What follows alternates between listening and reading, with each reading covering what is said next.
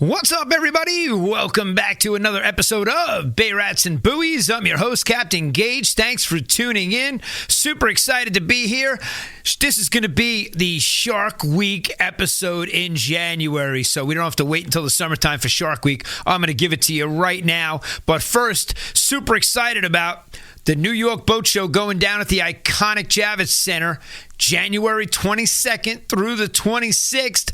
I am going to be there hosting Bay Rats and Buoys. All 5 days of the show will be at booth 1260. If you guys want to stop by and say hello, check us out. Be happy to see you there. Grab some merchandise. We'll have some stickers and stuff there. If you guys want a Bay Rats and Buoys sticker, head on over to bayratsandbuoys.com. Fill out the form, and we'll be happy to get one out to you. I can't believe first week of January is already behind us. We're just 97 days away until the opening of striped bass season for us on April 15th. But again, nothing more important than the boat show going down in 2 weeks. I can't wait to host the podcast live from the boat show. That's going to be a ton of fun, guys. We are going to bring you up close and personal with the manufacturers. You'll see exclusive interviews. You're going to learn from the experts at the show. We're going to bring you the latest technology right on camera, so if you can't make it to the show, you're still going to be able to get to see all the new gizmos and gadgets for any boat that you want to get them installed on. It doesn't have to be just a new boat. I'm going to put some of the new stuff on my 20-year-old boat, that's for sure. We're going to highlight new products that exhibitors have there at the show, so we're super excited about that. And we're going to be giving away some free boating and fishing tips and advice for everybody from all the different experts and the captains that I'll be sitting with at the boat show. So again, just a super, super exciting time of the year for us, and we can't wait for that. In every episode, guys, I am going to start letting you in on some of my trade secrets that I love and that are very effective, and stuff you're probably not going to see on most charter boats. But I do like to use different stuff. Me and my mate Corey are real into different techniques and not just going out there and trolling. We'll take you out there and use the flutter spoons. And in this case, I'm going to show you, I love the Nomad Vibes. And I'm just going to show you the different ones that I have here. In this case, the Vertrex Max. I'll put them up on the video here. I got the bunker colored one. I have the Hollow Ghost Shad, and then I think this one is listed as Fusilier. So those are the three different colors that I have here, and I mean, any of these work. We've caught fish on every single one of these colors. I will order the other colors, that is for sure. And then on the other side, I got the Squid Tracks. Okay, so I got the Tiger, the Pink Tiger, and I think this is AU Speckle, I think this one's called. So you can check those out at nomad.com or Nomad Design, Nomad Tackle. You can find them online, but that is what I love to use for the striped bass. One of the different lures other than the flutter spoons and all the normal techniques and all the normal things that we do use. So those work great, very effective. I love the hooks on them. They're fantastic. If I pick one up now, it'll totally stick to my finger, which I'm not going to do. And I recommend them. It's a great item. I love it. And I love the case. I love having stuff like this. You can see how I keep my stuff. And we throw that in a couple of the bins on the boat, and that's it. So this episode 15, I figured why wait until the summertime to talk about all this shark fishing and all the different stuff? Because there was a time just a few years ago, I want to say 4 years ago, when I wanted to get into some bigger fish. I wanted to catch some bigger fish. And here on Long Island. And, you know, the biggest fish we catch in our area for me is a 50-pound bass, 20-pound bluefish, and, a 10-pound tog. Those are good fish for us to catch in our area. And are there bigger fish? Yes. And there's some big fish on the South Shore in the Atlantic Ocean off the beaches, and they're real close to shore. So, in fact, we were shark fishing one very cloudy morning, and I have the GoPro footage I'll be able to pop up here. And we were the only ones on the beach. We were the only ones fishing on the beach. If you look to the left, you don't see anybody. You look to the right, there's nobody because it was overcast. It was cloudy. It just looked like it was going to pour. And I happened to have my kids on the beach that day, and they each caught a ton of sharks, which I'll show you here in the videos, and we'll get into all that. But the reason for me saying that is while we were there shark fishing, my son's like, check out the boil out there, Dad. The bluefish are going crazy. And I look at him and I'm like, that's not bluefish. I mean, we're seeing that from where we are. That's a big boil. And it was bluefin tuna. And they weren't far from the beach. I mean, we could see it going on. I happened to have 2 drones with me. So when I go to the beach, I would take 2 drones. And I'm going to get into how I would set this all up and target the sharks and do it for when I was doing it. I don't do it anymore. I haven't gone on the beach in a few years now to target them. But when I was doing it, I was using the drones to fly it out. So this particular day, I had 2 drones with me. I had 2 Mavic Pros, and one was a Mavic Pro 2 and one was the original Mavic Pro. The original Mavic Pro is the one that I like to use to fly the bait out. This way, if something happened to it, it disappears, it falls in the water, the lines get wrapped around the prop and it disappears. I don't care. The newer one that was $2,500 I cared a little bit more about, so that one wasn't getting hooked up to the 8-ounce weight and the bluefish fillets and the 20-yard hook to fly it out there on the rig, which you'll see in the video. Now, I was going to wait to make this video in the summertime because I was going to sit here and show you guys how I make the rigs. But, a podcast really isn't about the how-to as far as the making the rigs and how to do it all, as far as making the stuff that you use. It's more about telling you my technique and how I did it and showing you that here online. So it's going to be a lot easier in the podcast to show you with the B-roll. I went through all my pictures today. I started on July 8th. And it was 2021, and I started off going to Gilgo and Democratic Point, and I had been fishing. So one of the key components to even getting into catching the sharks was having the right bait. And I'll show you here in the pictures. I didn't just go to a store and buy bait to go shark fishing because you want to use fresh bait. You really want to, and I mean, don't get me wrong, you could show up with a frozen bluefish, defrost it and fillet it and put it on the 20-yard hook and you are going to hook up. And that was my main thing, was going out a day or two before, the day before, and get on the bluefish so that I could show up to the beach the next day with a cooler with bluefish. And if I had a cooler full of bluefish, I was guaranteed.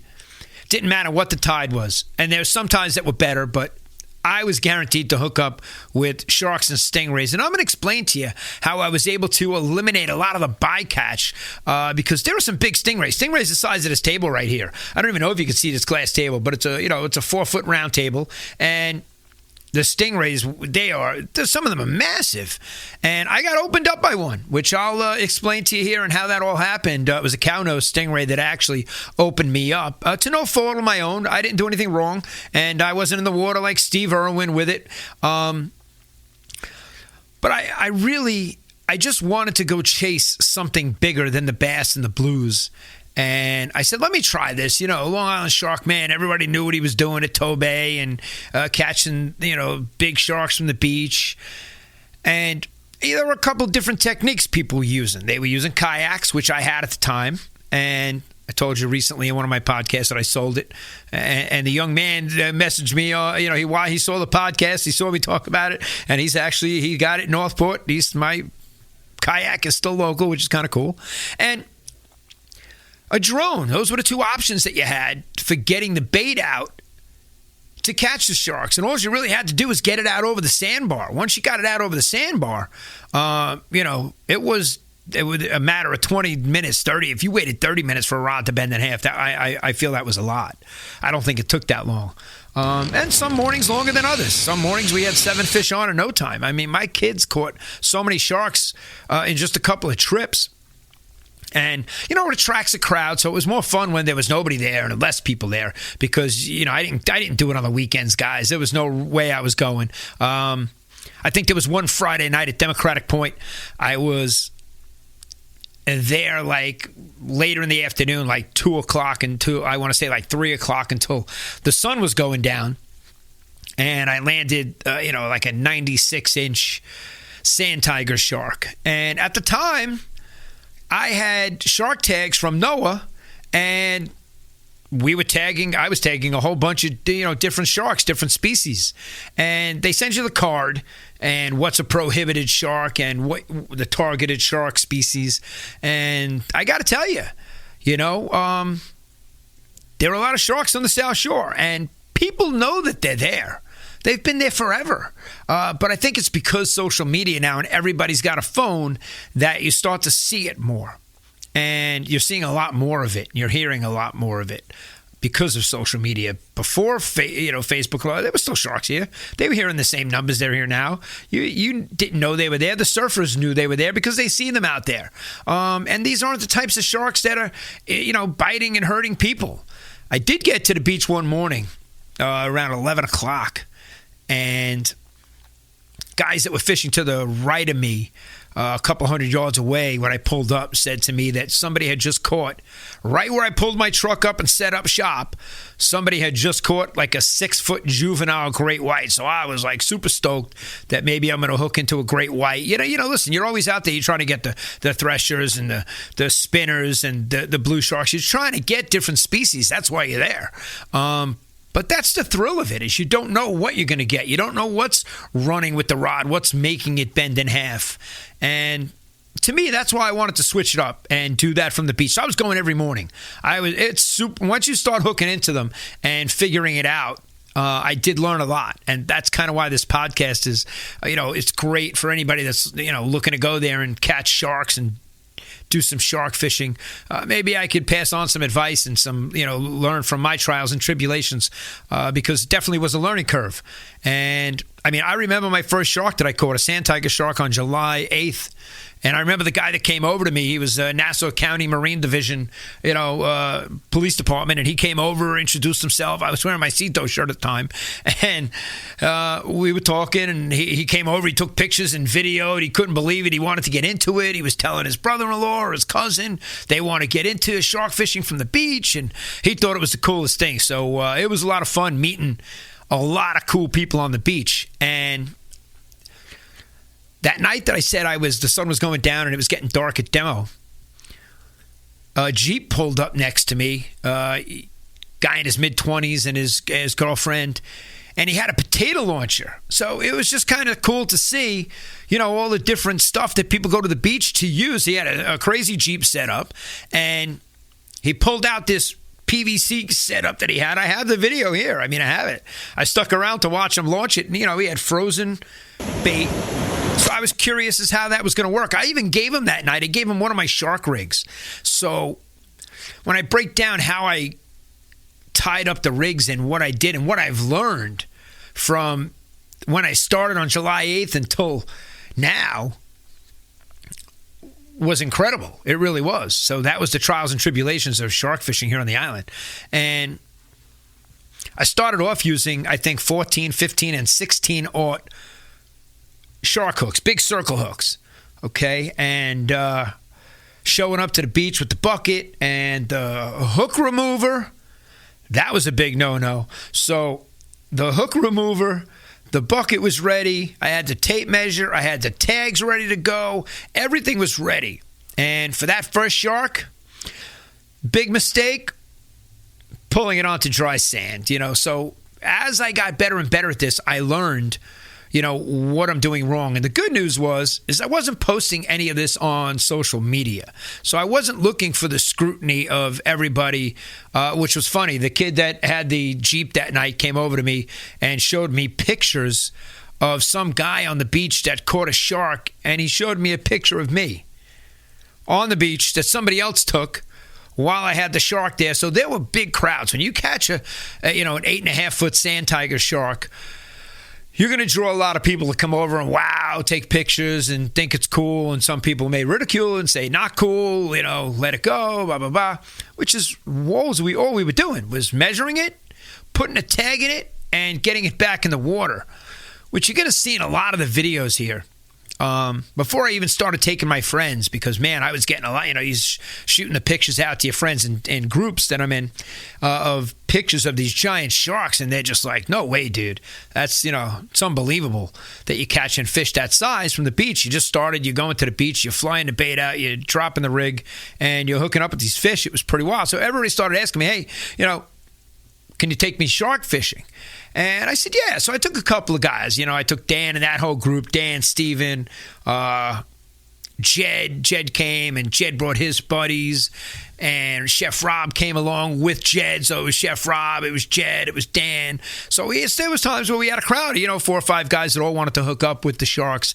And that was a ton of fun. I can't argue that. That is absolute ton of fun. But I did a lot of this going by myself. So now if I went in 15 minutes, I'm set up, the rods are in the sand, the board, boom, fly it out, drop the bait, and I'll explain to you how I did all of that and how I got so good at it. And it was just, to me, it was pretty easy to just go to the beach and hook up with a shark. So first of all, you had to have, in my case, you either had to have a kayak or a drone. And if you're going with the kayak, I definitely recommend going with somebody else to help you. You're not going to want to do that by yourself. But going with the drone, I was able to set the rig up in the sand right here, and I had a special way that I put the rods into the sand. I didn't just put the rod holders straight down and put the drone up and fly the bait out, okay? The rod that I was going to use to fly the bait out was the same rod that I was going to hook up with the fish and eventually make vertical, but to start out, I banged a big PVC pipe into the sand at like a 45-degree angle. And I was using a Penn Senator. I even spooled up 80-pound braid. I even spooled up a Okuma cold water reel with a clicker so I could see how far out I was going, besides looking at the screen of how far the drone was saying I was dropping it, because originally that's what I was going by, is how far the drone is flying out. And I had the rod at a 45-degree angle, and to get it set up, I kept the clicker on, okay? And then after it was set up and I'm about to lift the drone up and fly it out with the bait on it, I would put it in free spool. I wrapped medical tape around my thumb, very flexible medical tape. I bought it at CVS, and I was able to keep my thumb on the spool while the other hand is flying the drone out. Okay, the rod's in the rod holder, fingers on the spool, and I'm pushing forward on the drone, and boom, there goes the line. And that made it so that the line didn't bow out into a big giant bow, that the line stayed straight. And when I got it out to the point that I wanted it to get to, the 435, 450 feet, sometimes 600 feet, once I got over the sandbar, I would drop it and I would put the reel in strike mode, strike, and pull on the rod. And the way that I set up my shark rigs, I had a little gannet clip hooked up to the drone. And basically, that's just like an outrigger clip with 2 bearings, 2 balls that are being pushed together with pressure. And you're able to adjust it. So I would tie like a 30-pound mono, and made a loop to the shark rig that would now clip right into the drone, and that's what it was able to lift up with an 8-ounce weight, a 20-aught hook, and I told you I used 14 and 15-aught hooks in the beginning, but I learned over time by using the 20-aught hook that I bought at J&H Tackle. They were $3 a piece. I eliminated trying to get the hook out of the shark's mouth with a hook remover. That was not a fun task at all. So I found it a lot easier to take the bolt cutters and just cut the barb end on the outside of his mouth. Boom, cut it. The hook fell right out of his mouth. I grabbed him by the tail and right back into the water, or I would measure him, tag him, and pull him into the water. And over time, I learned the proper procedure. I kept them in the water. I never pulled them out onto dry sand, which was a mistake I made in the beginning. The good news is out of the 53 sharks that I've tagged, I have not gotten any information back on any of the tags that I submitted, and I submitted them all to NOAA. So I don't think anybody's caught any of the sharks that I tagged. And none of the sharks that I tagged showed up on a beach with my tag in it. I would have gotten a phone call about it for sure. So that was kind of the hope to it. Where do these sharks go? Where does it get caught next? Is it going to be in Jersey? Is it going to be in the Carolinas? Does it come back? Did it leave? It doesn't have a tracking device on it. It just has a tag that gets punched through. And so the way I set those rods up is after I flew it out and got the bait out over the sandbar, and I put it in strike mode, and it made tension on the line and pulled the line out of the outrigger clip, the gannet clip that it's called, that you purchase. It's called a gannet clip, goes around the drone. And once it frees itself, the drone's flying by itself. It just stays right where it is. It just hovers right where it was. So I take the rod and I put it in the rod holder next to it that was already tapped into the sand vertically. And that is very important because I have learned a few lessons and some funny stories we'll get into here. But I tap those things down real hard with a big rubber mallet that I bought at Harbor Freight, and I bang it down. So the bolt cutters, the mallet, the bucket, the tape measure, the tag, the drone, the board for the drone to land on, or so I wasn't doing it off of one of the flying discs that they give you as a pad, a drone landing pad.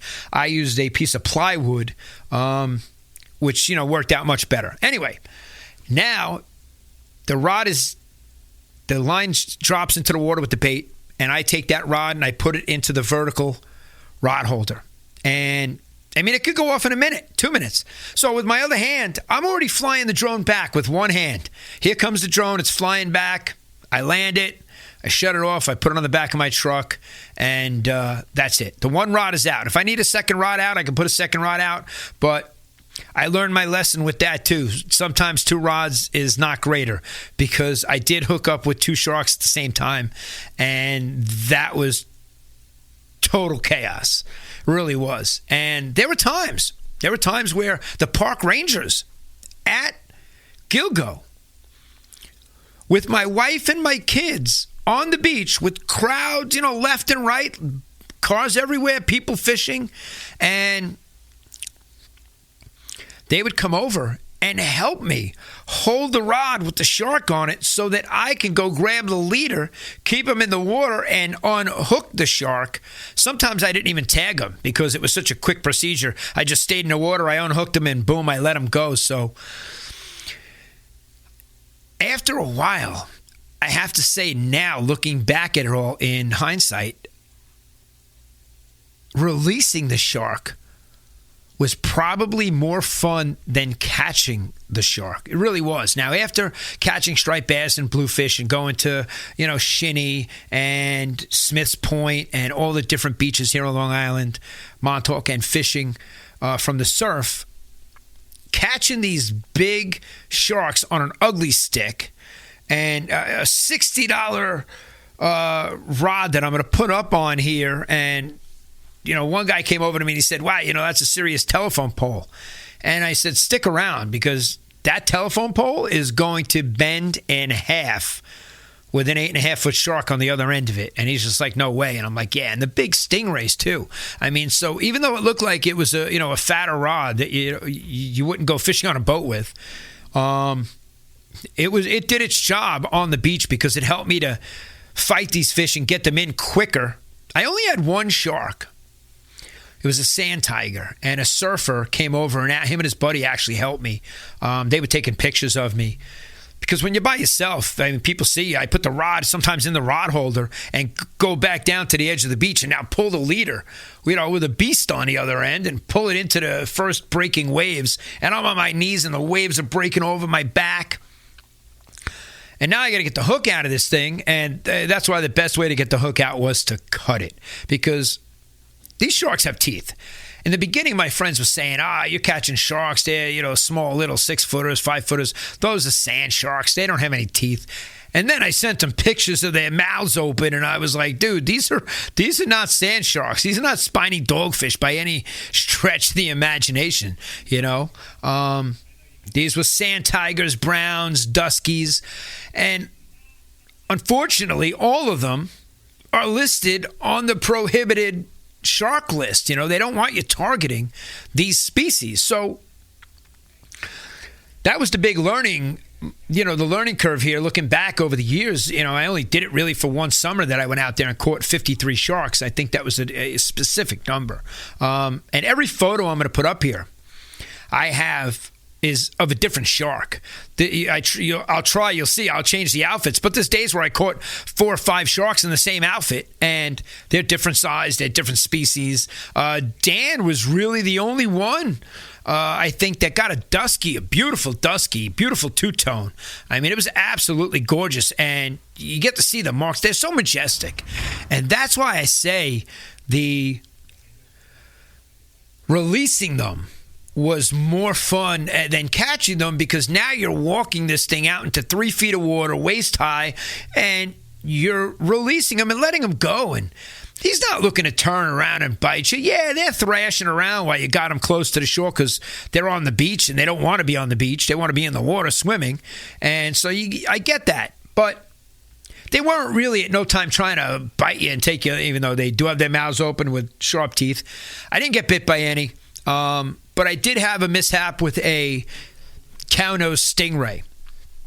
And it was interesting because I was at demo, and a bunch of older gentlemen, saw me. And when people see you with the rod on the beach and it's bent in half, they know there's either a lot of times they think it's a stingray, so they know it's a stingray or a shark. That's no bluefish, that's no striped bass.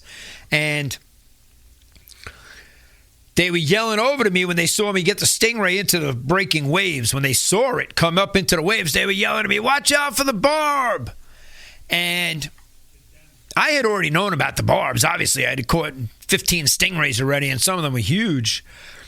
I went to flip this thing over because the mouth is on the bottom of the stingray, and the mouth is small. It's like a 4-inch little gap, on the bottom of them. And you started to learn over time when you hooked up and the rod was bent in half, how the fish was fighting you. You can almost call, what type of shark it was, whether it was a stingray or a shark. You kind of knew by the head shake and whether it was dead weight or not. That you're not pulling in a parachute. That was clearly a stingray. And when they get close to the beach, they suction to the ground. But I was flipping him over. And as I'm reaching under him to flip him over, a wave came, and this was me just being nice and I should have pulled him out onto the dry sand. This wouldn't have happened. So I was trying to keep everything in the water at that time. I'm truly not here to kill anything. I'm tagging them. I'm not killing them. And that's not the purpose of me being there. And I flip it over. And as I go to flip him over this way and lift him over to flip him that way, a wave comes and washes him up against my legs, which now his barb just whips around me like that, and then he falls back down flat. That's all that happened. And in that time of him being up against my leg and falling back down, his razor-sharp barb put a nice gash in my lower ankle, which I have a nice, if you don't like any gory stuff, now's a good time to close your eyes, because I'm going to put the picture up here. And the 2 older gentlemen that had yelled out to me, "Watch out for the barb," I yelled back to them, "It's too late." I looked down at my ankle. The blood was just, dripping down the ankle. It's totally red. I release it. I get back up to the truck. I got a case of spring water back there, and I'm rinsing it off and cleaning it. And I got peroxide and the first aid kit in the truck. And they're helping me wrap it up. So I got my leg up on the tailgate. I'm pouring the water over it. They're helping me wrap it and tape it. I wind up heading to the doctor, and I think, what did I get, like 12 or 13? I can count the staples. They're in my leg in the photograph here. So I got a couple staples from a cow-nosed stingray, and, I could sit at the table with the captains in jaws and hold my leg up on the table and show them my scar. So I got a story to tell, and I got a scar to show for it. So that's kind of cool. But you're looking it up online there by other shark guys that were shark fishing there at the beach that day came over. I was like, yo, bro, you want my bluefish? I'm out of here. I just got opened up by a cow nose. And, you look them up, they're venomous, they're poisonous, all these different things. And I don't know which one of those two they are, but when I looked it up at the time, it was either venomous or poisonous, one of those. And I was like, oh, great. This is great. My face is going to swell up. And so went and got the Staples, and a day later, I was back on the beach shark fishing. So the way I was to eliminate that bycatch of a stingray was to now go to J&H and switch from a 16 or a 14 or a 15-aught hook and go with a 20-aught hook. I would put a bigger bluefish fillet that the stingray almost couldn't get in his mouth, that it was too big. And I would put a red rubber band around the bluefish fillet to hold it on the hook. And my hookup ratio was insane after that. And I caught a lot less stingrays. I mean, if I caught one, it was going to be a massive one. And I got to say, after that, I probably caught only a handful of them. So that really worked. So switching it up to a bigger hook, bigger piece of bait. And there were times where I didn't have bluefish. And I would go to North Shore Farms, and I would go in and I would buy Spanish mackerel. And I would take the Spanish mackerel and cut that into 4 nice big fillets. And 4 big fillets should be getting me 3 sharks, I had no break-offs.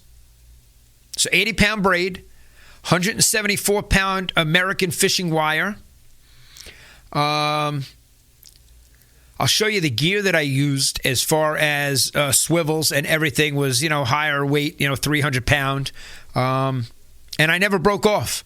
The one time that my 80-pound braid did snap is when my son said, there's a bluefish out there boiling, Dad. And I flew the drone out with a piece of bait on it and got it into the bluefin tuna. The minute I dropped the bait into the water, this thing took off. The reel was snap, gone. The minute I went to set that thing, I just snapped right off. So to me, that was no shark. I had put it into the mix that was going on. So that was the only time that I had 80-pound braid break on me while shark fishing. So I used a old Senator reel. All right.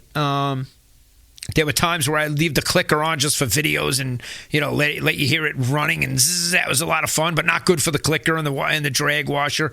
And, there were times where I had to bring those in and get them fixed because the drag washer got all messed up. Don't use a tripod with a GoPro and keep it in the water down there while you're trying to release the shark when the waves come in and knock it over. The salt water is totally going to ruin your tripod, so I've gone through a few expensive and nice tripods doing that. But the key to it was really bigger hooks and, $3. And I made my own shark rigs, which that will be a video all on its own on YouTube where I show you how to make the shark rigs. And there's guys out there in Florida that are making them. There's great channels and guys that I watched. And I even bought one from Black Tip H. But the one that I made, I felt like it was better. And, I bought the crimping tools and all the stuff to use. So I'll have a video that I post on YouTube. And you guys should go ahead and check out the YouTube channel. Hit the subscribe button. We are doing pretty good there, organically growing it. And I could say by the end of the year, we're going to have the number we're looking for. And subscribe to the channel because I will post a video on how I made the shark rigs and the stuff that I'm talking about here, but not for a podcast. Showing you how I made shark rigs is really not a podcast. That's more of a tutorial video on how to make shark rigs. So that's why I didn't have that stuff here. I was digging through it this morning. I really was. I was like, I'm going to do the shark video today because I got tons of footage. I got tons of pictures that as I'm talking to you now, I'm going to be showing you. And some of the big crowds that appeared. When all of a sudden you got an 8-foot shark on the beach and they see you by yourself. And sometimes you had to ask for help. And sometimes people voluntarily would come over and give you a hand, they saw him measuring and holding the tape and trying to do it so that I could get the information on the shark. I was trying to, you're always going to get a guesstimated weight by the size. So I would really just want to get a length, and you would get the length and then to the fork and to the tip of the tail. So those were the 2 lengths that I measured. And then you would try to get that and guesstimate that, a 96-inch fish was, 175 pounds or whatever the chart would say. say, and you would go by that as far as submitting the information. I was not weighing the shark, that's for sure. So the information that you fill out on the card. So it was nice when somebody else helped you. It was always nice when you had friends there to do it. But again, the guys are surfing out there at Gilgo, at all the different beaches, Long Beach especially. And my surfing buddies tell me they see the sharks and the waves with them all the time. It's a very common occurrence. And you never hear of the guys getting bit by sharks. Very rare. And I'm going to say it would really... probably you're more in danger with a juvenile great white that's in the water, because they're going to go test bite something. These sand tigers, the duskies, the sandbars, those sharks are not going after any humans or any surfers or anything. And, there were guys that would pull up next to me. I just had a 5-6 foot shark on the beach. And they'd pull up next to me and they'd go in wakeboarding with their kids right here, jumping over the waves and whatnot. And I'm not going to go over there and scare them and say, hey, look, I'm going to be 20 minutes from now, I may be reeling in a shark over here, and then I got to let it go, and you guys are swimming right there. So it wasn't like you wanted to install any fear in people. And one of the captains at my dock, he mates on a charter boat, and he told me that because of the Long Island Shark Man, that regulations were changed and implemented basically because of him. And, I know he was chartering. He was taking people out to the beach and, charging people $300 or whatever to go catch a shark. I didn't want to take anybody out and go do this. I felt like this was something that I wanted to do, get it out of my system. I did catch some really big fish. We all say the tug is the drug. Well, guys, when you're holding on to the rod, there were times where the rod holder broke, the rod is going in the water, and we got to run and dive and grab the rod. So when I say to you to bang that PVC pipe down with a mallet, get that PVC pipe down. I'm going to put up videos. Yeah, I have videos of the rod getting hit. You see the shark hit it and then snap. Those little metal ones with the PVC pipe attached to the metal that's riveted on, that thing is going to break off in 10 seconds of any decent-sized shark from a beach here on Long Island. So I wouldn't recommend buying any of those. I'd recommend cutting a diagonal on the bottom of a PVC pipe. It goes right into the sand, much better. And a 3-inch piece will be fine. I got to tell you, there were times with those rod holders that you do tap in and they have the legs on them and you step them down into the sand. There were times with that smaller rod holder diameter that it was hard to get the rod out. It was hard to get the rod out because the shark is now pulling this tension, and you'll see my son holding on to it here. He's holding on to it. There was a time when my daughter's on the rod. They were doubled up. It's a great story. It's a great father story. They don't want to go snapper fishing or porgy fishing. Although the porgies are fun for kids because it's a constant bite. So I got to say that is good. But they don't want to go snapper fishing anymore after being on the beach with me. Because that day that I said to you that he saw the bluefin and that we were the only ones, you look left, you look right, there was nobody there. Here's the video to that. I could put that up here. And they're doubled up. Because it's me, at the time he was now, so he's 12. So I'm going to say he was 7, 8. And my daughter is 6. And they're both doubled up on sharks. And we got a picture. It was so cool. So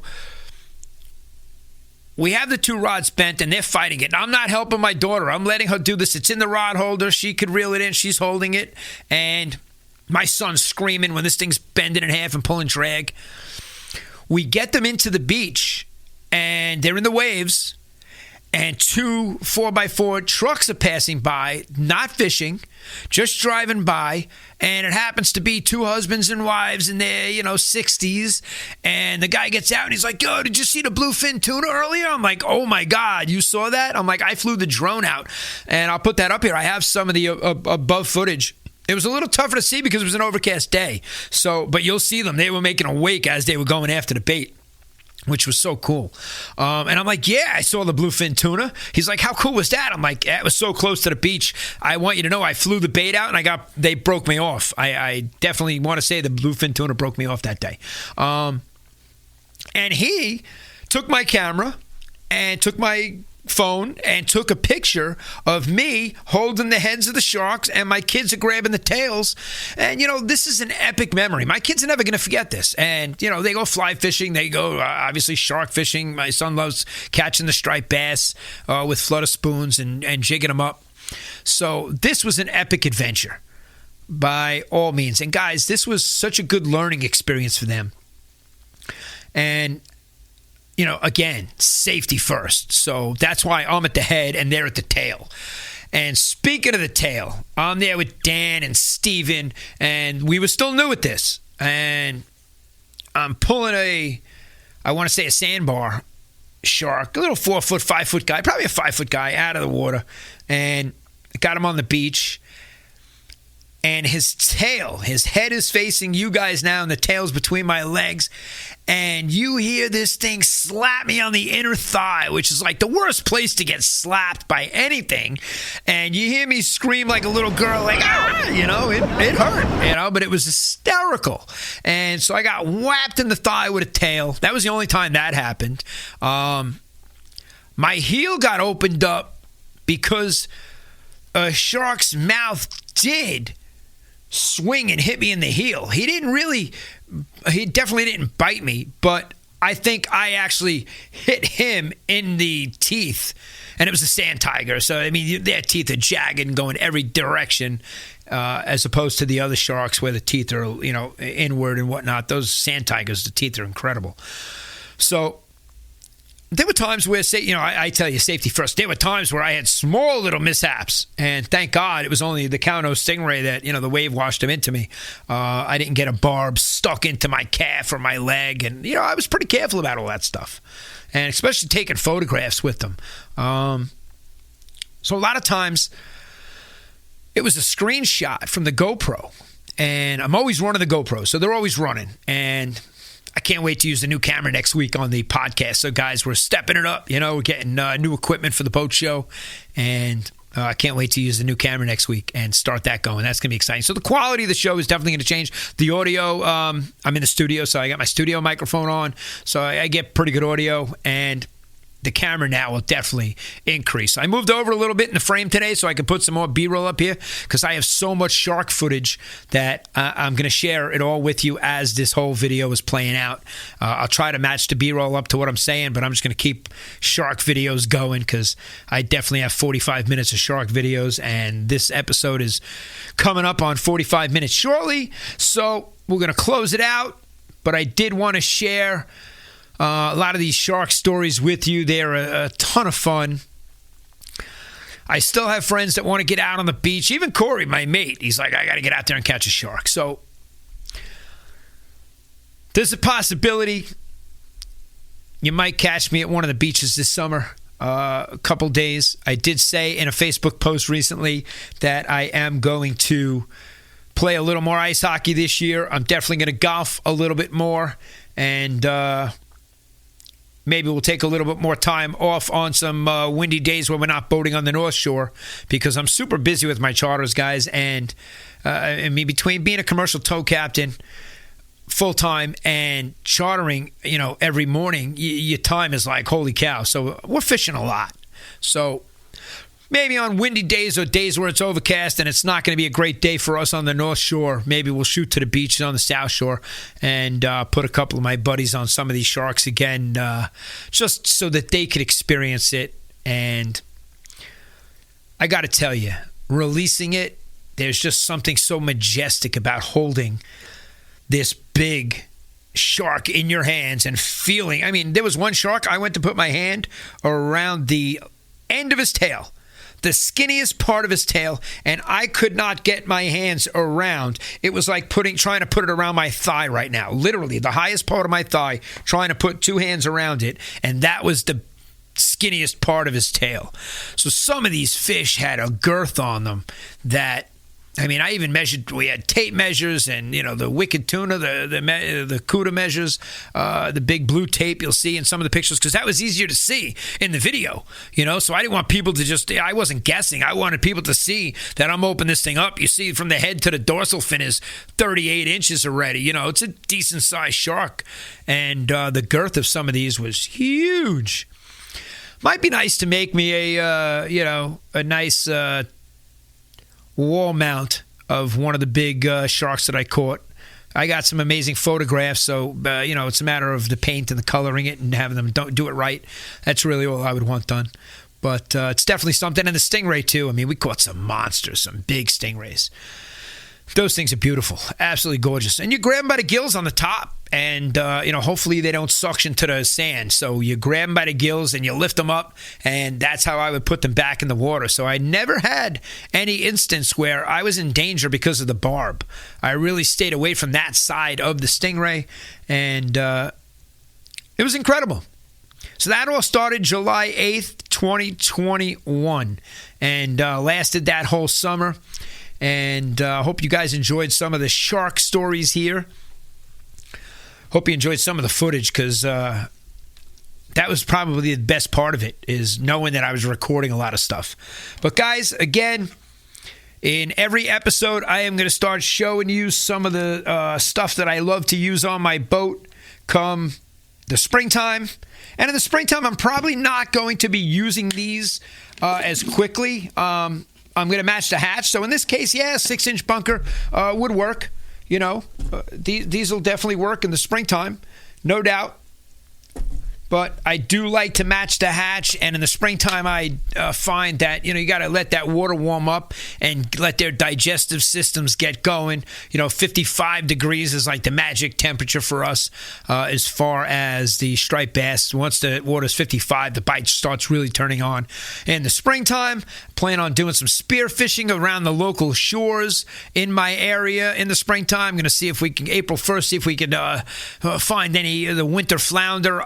We do catch a few here and there, but the stock of those have diminished. But because we don't target it and go after them, maybe I'll see some from the shoreline and get some cool footage at least.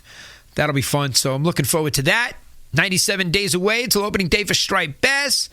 2 weeks away from the boat show, where I will be hosting this podcast, Bay Rats and Buoys Live, from Wednesday, January 22nd to Sunday, January 26th. So all 5 days I'll be at the iconic Javits Center. I am so excited to be there and get that show underway. We've put a lot of work into the design and all the back end and the marketing, and so I'm pretty excited about it. You guys could head over to sandcitycharter.com, check out some of the stuff. I update that site every day. Subscribe to the YouTube channel, guys. Greatly appreciate you. All our Facebook friends and family, I love you guys. I love all the groups that I'm in. I see all the posts. I see what guys are posting every day. And I follow you guys religiously. And if you are coming to the boat show, we'll be at booth 1260. So just stop by and be like, yo, what's up, man? I've seen a couple of your videos. Seen you in the fishing report. I don't know who you are or who are you, so just stop by, say hello. Maybe you have seen me, maybe you haven't. So love to meet you, talk about fishing, talk about boating, and that's it. Episode 15 is in the books. I can't believe it's 15 episodes already. So next week will be episode 16. I might have a special guest. It's been spoken about. We've said the week that it's going to happen. I just haven't gotten a confirmation on it yet. So if I don't have the guest on next week's show, then we're just going to go right to the boat show. And on the 22nd, that's when we're going to start with the live interviews. And we'll be putting up multiple podcasts that day. So Wednesday, multiple podcasts. Thursday, multiple podcasts. So there's going to be a whole bunch. We'll give you some behind the scenes of a sneak peek at the early look at the boat show. So if you are going there, hope to see you there. If you're not, check out my videos, because we will videotape everything at the boat show, and we will be doing some really cool live interviews with manufacturers and the boating experts, and get you all the engines and the specs and all the new equipment that's coming out. Very exciting time of the year. Boat shows all around the United States right now. So Florida, Jersey, New York, everybody's got boat shows going on. It is boat show season. So hope to see you there, guys. Captain Gage, episode 15, signing out. See you guys next week. Thanks for tuning in.